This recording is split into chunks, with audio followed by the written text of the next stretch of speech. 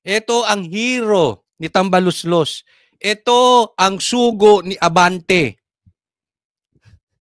Ito ang hero ng mga Ensimada vloggers. Sige, pasok. Ay ilalabas ng Commission 2nd Division ang resolution sa Duterte Youth by a vote of 2-1 canceling the registration of... May boto-botohan pa kayo, ikaw lang nag-decide. May paganong-ganong pa kayo. Duterte Youth Party List. Of course, bagamat yun ang naging desisyon ng Comelec Division, ay Comelec Division. meron pa naman din na remedyo yung naturang party list. Pwede pa rin sila mag-file ng motion for reconsideration upang Ano mang gusto nyong remedyo? Sa Duterte Party List? Doon sa pangalan pa lang, lantaran na eh.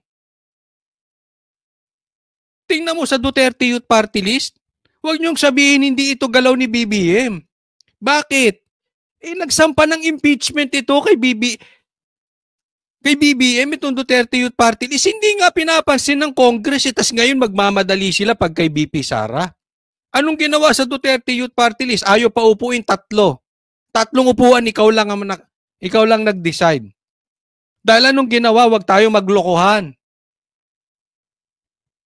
Sabi ko nga, pangalan pa lang, alam mong Duterte na eh. Allergic kayo sa pangalang Duterte. Yung ulo nga ng Duterte, kinidnap eh. Pinakidnap ng amo mo. Si Amy mismo nagsabi niyan ha. Hindi niya ma-deny yan. Tapos ngayon, ganyan. Hindi niyo pa uupuin. So, Duterte Youth, ayaw ni Marcos. Benny Abante, pinabalik. Dahil gusto ni Tamba. Lantara naman yun. Sip-sip. Kahit siguro magdroga sa harap niya yan si Tambaluslos eh. Wala siyang masasabing masama kay Tambaluslos. Halimbawa lang yun, hindi ko sinasabing nagdodroga si Tamba. Pero ganyan kasip-sip yan kay Tamba. Kahit magdroga sa harap niya yung si Tamba, ang sisisihin pa rin kasi kasalanan mo, Sara. Ikaw ang dahilan ba't nagdodroga yan? Ganun nang sasabihin nun. Ganun po kasi sip yung Abante na yun. Resolve yan ng Commission ENTA. Yung presiding commissioner ay nag-dissent doon sa naging majority decision ng 2 miyembro ng division.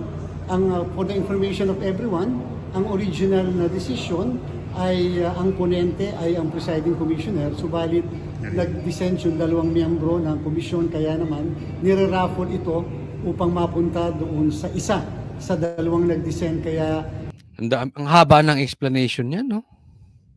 Naniniwala kayo dito? Another coincidence? Minus Duterte plus Tambaluslos? Nabawasan ng Maka Duterte? Nadagdagan ng Maka Marcos? Nadagdagan ng Maka Tambaluslos? Huwag nyo kaming paikot-ikutin. Alam mo yung sinasabi ni itong mama na to? Tanga kayo mga Pilipino. Ganun po. Ginagawa tayong tangat kaliwat kanang tanga rito. Yung isa sa mga nag-dissent, ginawa na niya ang kanyang majority decision upang maging majority decision siya, na kung saan yung presiding naman ang nag-dissent doon sa naging decision po. Alam mo, marami kang nakasampang kaso. May mga anomalya ka. Siguro hindi natin masisi. Pag ito hindi sumunod sa mga boss niya, alam naman natin gumaganti sa kaso yung mga yun. Ginawa yan kay Pastor, ginawa yan kay Sara, ginawa yan kay Tatay Digong, ginagawa yan kung kani-kanino, even yung mga mayor, yung mga politiko dyan sa Cebu. Diba? Pag ayaw pumanig sa kanila, kasuhan.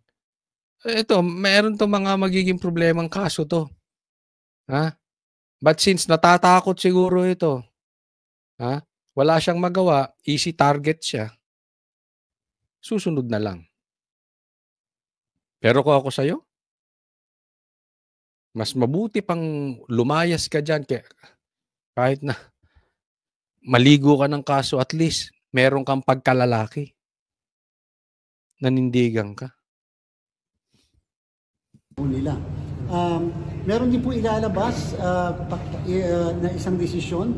I think isang kandidato na nanalo for congressman dito sa Manila ang Di ba? Ang lupit nila, ang lupit. Sagad, no? Oh, ito pa isang malupit. Tingnan naman natin. Oh, ito discuss natin, may pasabog si Mayor Baste. Hindi na nabigla si Davao City Vice Mayor-elect Baste Duterte sa pag-alis ni Police Colonel Marantan bilang City Director in Davao City Police. Para sa Vice-Alcalde, bahagi ito ng umiiral na politika sa lungsod. Si Jean Domingo sa buong detalye ng balita. Marantan was here.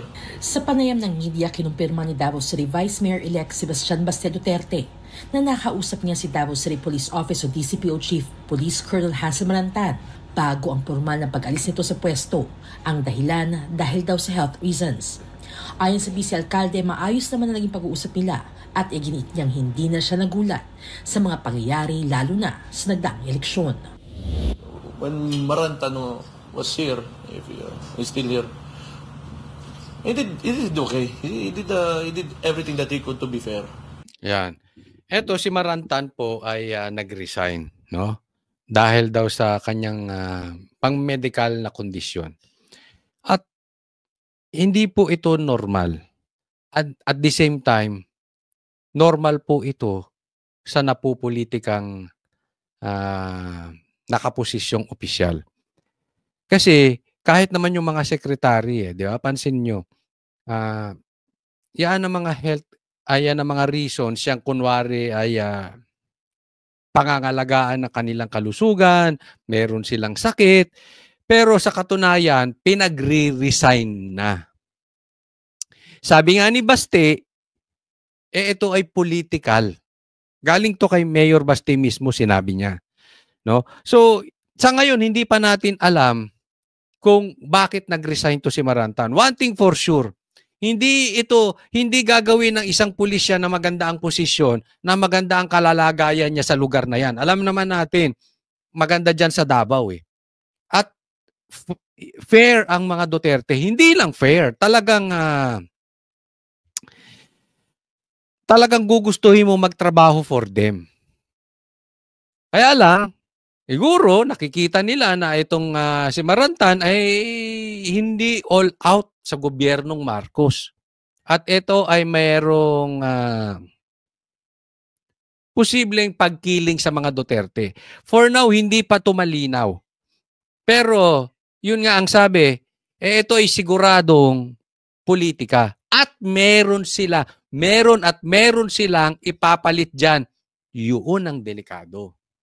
Dahil ang gusto ng gobyerno na ito, especially when it's about the Duterte, when it's about the Davao, they want control. Because alam nila ang Davao ang kaharian ng Duterte. And possibly, sa Davao mangyayari lahat ng ikasasakit ng ulo nila. So they want control. They want control sa Davao, they want control over the Dutertes. Kaya nga pinakidnap si Tatay Digong di ba? So I wish him luck in his career and more power to him. Dagdag din niya na hindi na siya umaasa na siya ay pagkakalooban ng pagkakataon na makapili ng bagong city director kahit pa ito ay pinagkaloob sa kanya ng batas.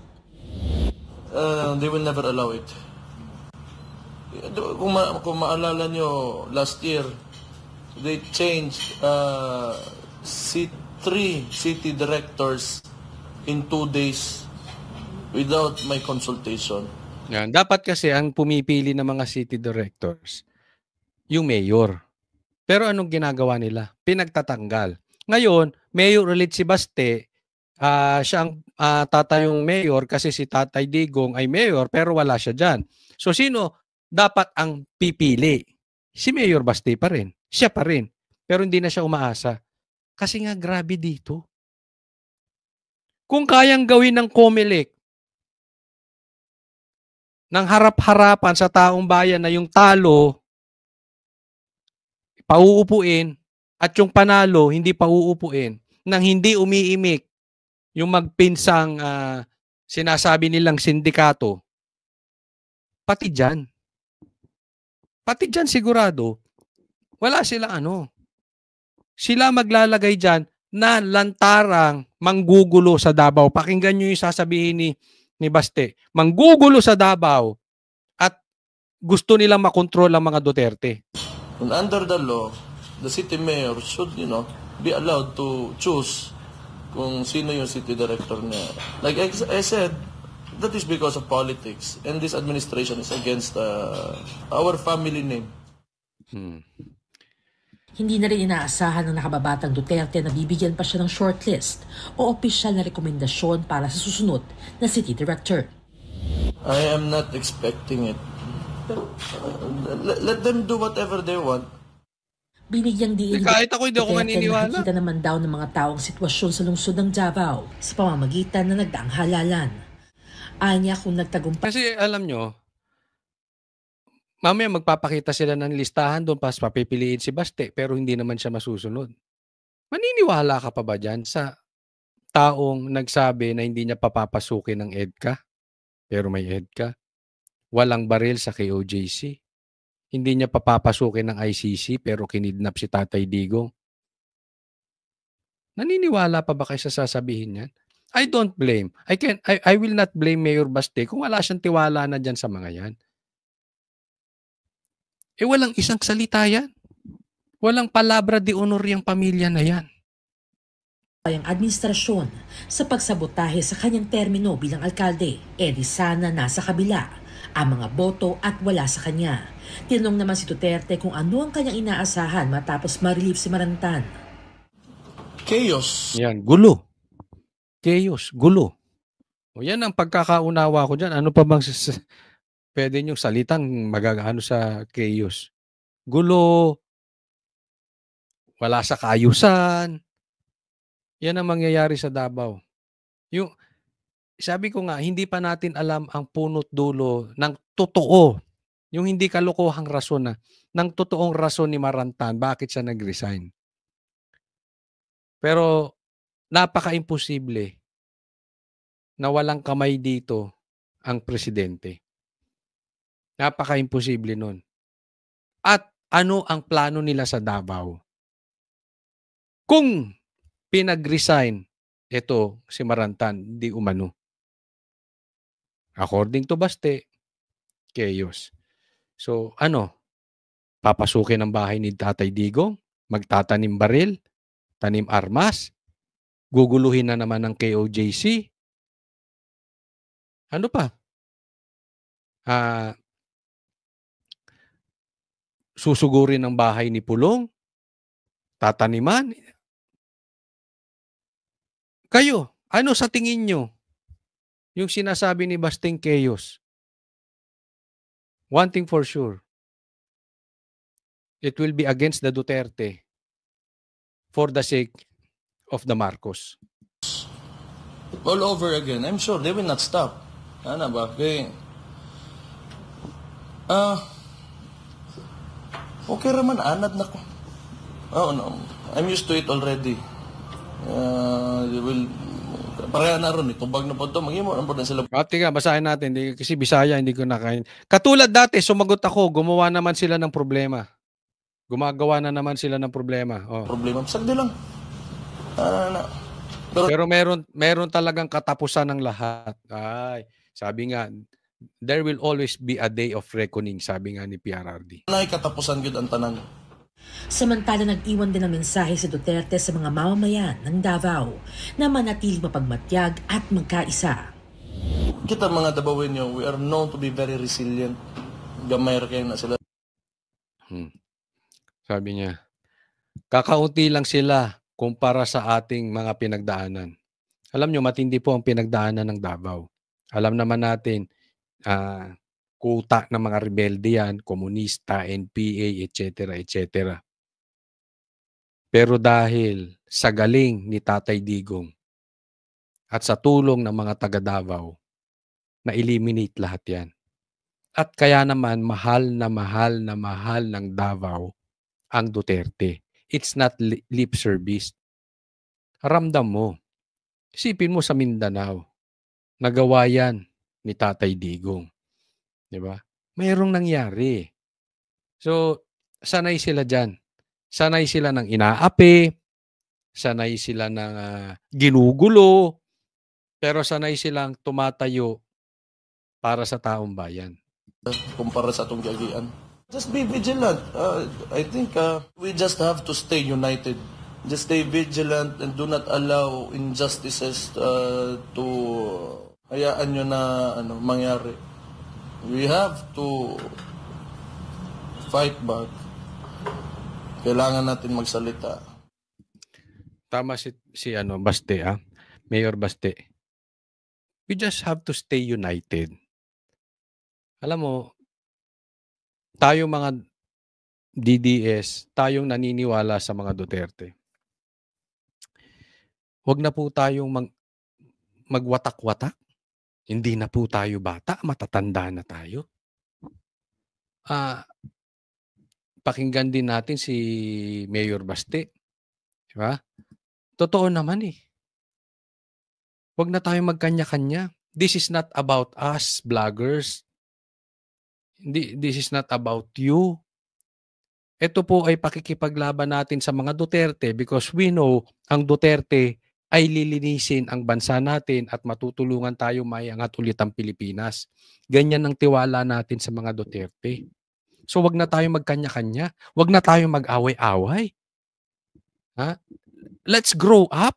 Let's go beyond this madness, this division. Wag na po tayong magkanya-kanya, tayo mismo, magsama-sama na lang tayo dahil isa lang naman ang kalaban. Pahihirapan pa natin ang ating sarili maglaban-laban. And patuloy tayo mag-ingay. Mag-ingay tayo, katulad ng ginagawa nitong COMELEC, huwag tayong basta papayag. Hindi man nila tayo pansinin, we make sure they will hear us sa YouTube, sa Facebook, sa TikTok, at kung saan-saan pa man. Mapa-vlogger ka o hindi ka mapa-vlogger, you can speak. You can shout sa pamagitan ng iyong social media. Paramdam natin na ayaw natin yung nangyayari sa bansa natin.